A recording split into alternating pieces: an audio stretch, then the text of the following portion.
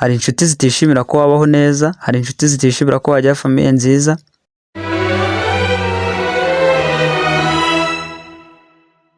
Yes, ni Bossy Official nk'ibisanzwe. Mbanje kugusuhuza wowe ugiye kumva iyi video. Ni amahirwe, ni umugisha, ni ibyishimo, ni umunezero kuri twebwe kudukurikirana. Niba ari ubwa mbere kura subscribe. Ni ingenzi kuri twebwe kandi uraba udufashije, uraba ukoze igikorwa kiremereye kinini cyane. Kandi amahoro y'Imana, imigisha ikomeye, urukundo, ineza ye bikugereho, uhirwe kandi ugire n'amafaranga. Uyu munsi rero ndashaka kugira ngo tuganire ku kintu cy'inshuti. Impamvu nabizanye ni uko mu mibereho yacu cyangwa se kugira ngo dutere imbere, tugere aho dushaka kugera n'icyo twifuza kugeraho, ubushuti burya buri mu bintu bikomeye. Inshuti ishobora gutuma nta kintu ugeraho, cyangwa se nanone inshuti ishobora gutuma ugera ahantu kure cyane wowe utakekaga. Nubwo Imana ari wo mugenga wa byose, ariko n'abantu babigiramo uruhare bakadufasha. Ndaje mbereke uburyo ushobora kumenya inshuti ya nyayo, uko iba imeze n'uko yitwara. Ndaje nzi kukwereka inshuti utagomba kureka mu buzima bwawe. Ndaje nkwereke inshuti itishimira ko watera imbere. Ni ukuvuga ngo abo bose wowe ubita ko ari inshuti, urabafite ni benshi. Sinzi inshuti ufite uko zingana, sinzi inshuti za nyazo uko zingana, sinzi nuko wowe ubushuti ubufata. Ese ubushuti bufata gute? Ni iki muri rusange? Ubundi hari abantu bavuga ko ubushuti ari urukundo. Yes, kuba umuntu mufitanye relationship, kuba umuntu muvugana, kuba umuntu hari ikibahuza, kuba umuntu hari icyo aguha cyangwa se hari icyo akumarira, ukabifata nk'ubushuti.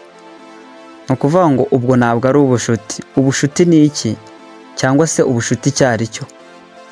Ubushuti, kugirana n'umuntu ubushuti, ni wa muntu ukuba hafi mu mibabaro, mu gahinda, mu byishimo, mu iterambere ryawe, mu munezero wawe, mbese yivanga mu bintu byawe byose bya buri munsi. Iyo ngiyo ushobora kuyita inshuti. Ariko nanone question mark, dushiraho akabazo kuri uwo muntu. Abo bantu bose bivanga mu buzima bwawe, haba mu bibazo, haba mu byiza, haba mu mahoro. Ntabwo ushobora kumenya ngo uvuge uti uyu nguyu ashobora kuba yakwishimira ko nera imbere, uyu nguyu ashobora kutishimira ko natera imbere.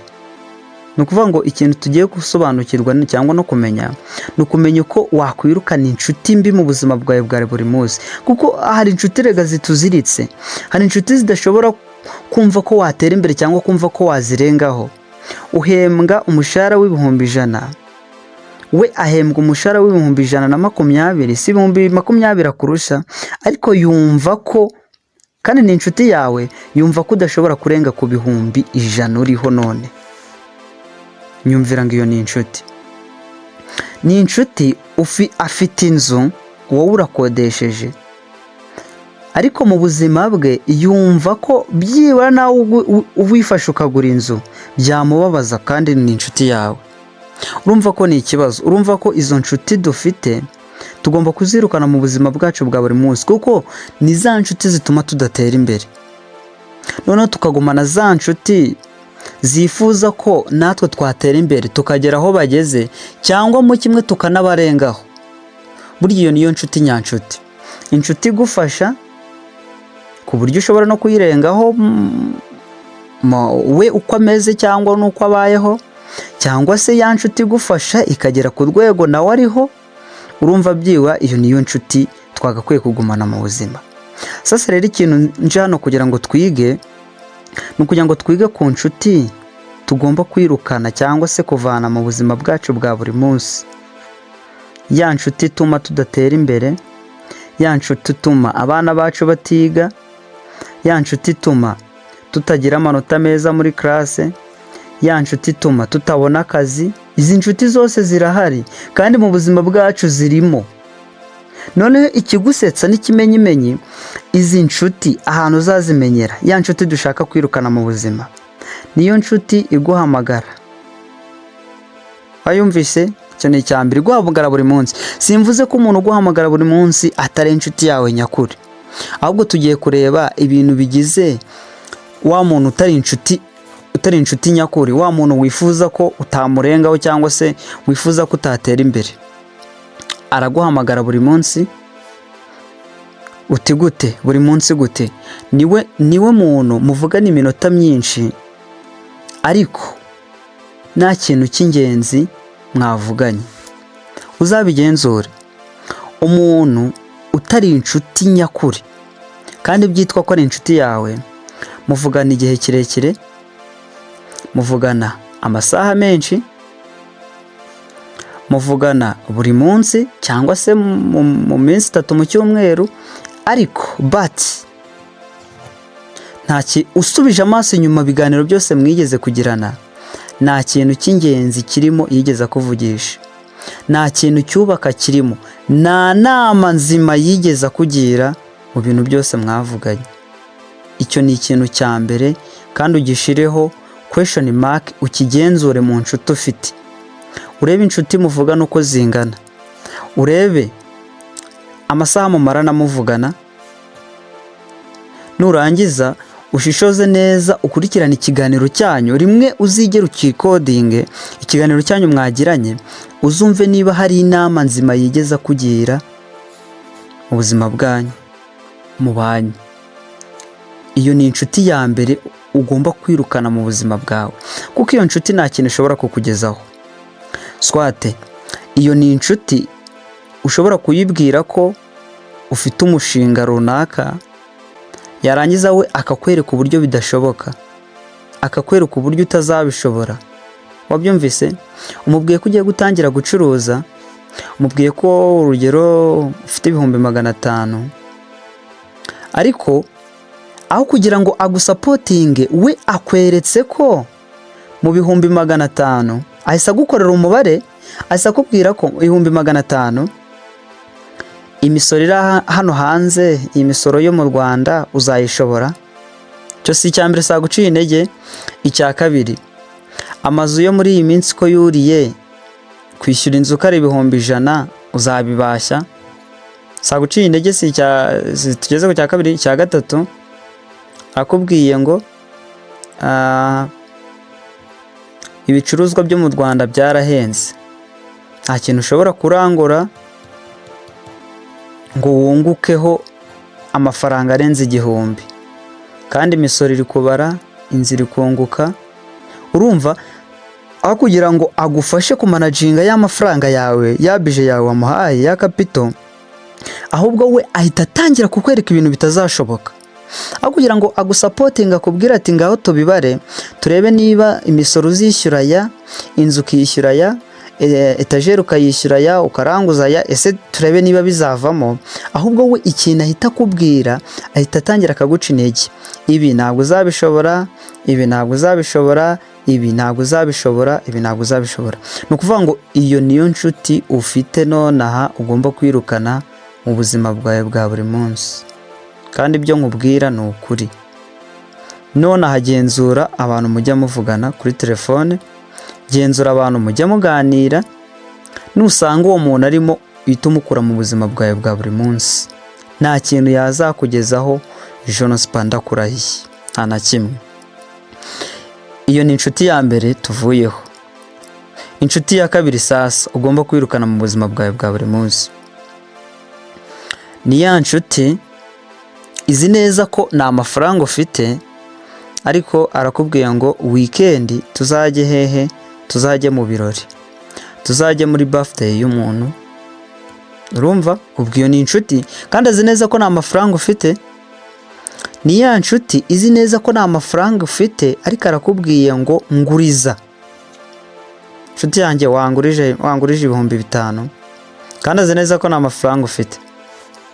Ni ya nshuti ushobora kubwira uti, nawe ukayibwira uti nguriza 10,000, kandi uzi neza ko afite umushahara w'200,000 yanahembwe, ariko uramubwiye uti nguriza 10,000.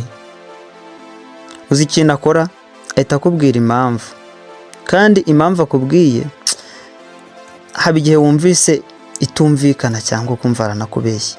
Iyi nshuti ndabizi urayifite mu buzima bwawe, ni inshuti usaba amafaranga kandi uzi neza ko ayafite ariko arakubwiye ngo nta mafaranga afite. Iki ni ikibazo. Iyi nayo ni inshuti ugomba kugira ute, ugomba kwirukana. Indi nshuti ya gatatu tugomba kwirukana mu buzima bwacu bwa buri munsi kugira ngo tubeho twishimye cyangwa se dutere imbere tugire icyo twigezaho.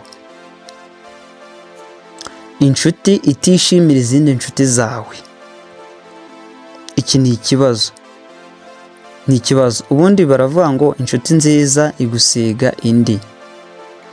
Ufite inshuti uyeretse umukobwa mukundana cyangwa se uyeretse umusore mukundana, ariko arakubwiye ngo nyine ahatabanje yakubaza uko bimeze cyangwa ngo akubaze gahunda, mwahuriye hehe, mugeze hehe, ahubwo wuzi ikintu atangiye, ahise atangira kuzuminga ifoto ye, cyangwa se niba muhuye ahise atangira kumwitegereza wese.